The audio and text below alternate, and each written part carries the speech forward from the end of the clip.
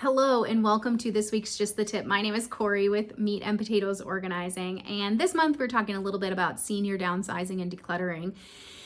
And one thing I want to talk about when you're working in a home that has, 20, 30, 40, 50, 60 years worth of things in it, it can feel extremely overwhelming and daunting, even for somebody who sees that on a daily basis.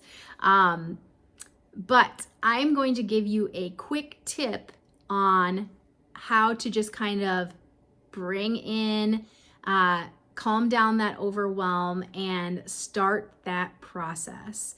And my biggest tip is to, believe it or not, start small. So we're not going to tackle the whole house. We're not going to tackle, 5 storage units. We're going to start with a closet. We're going to start with a junk drawer. We're going to start with clothes, or maybe we're going to start with papers, but we're going to start with one category and we're going to slowly work through that.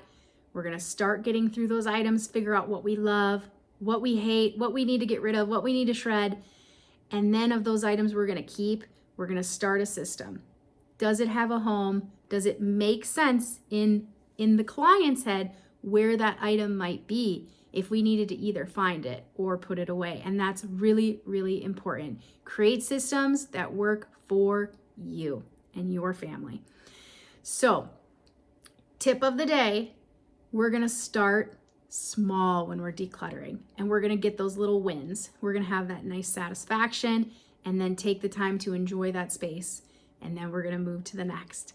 So that's my tip of the week. I hope you enjoyed it. Let me know if it works for you in the comments, and we will see you next week. Goodbye.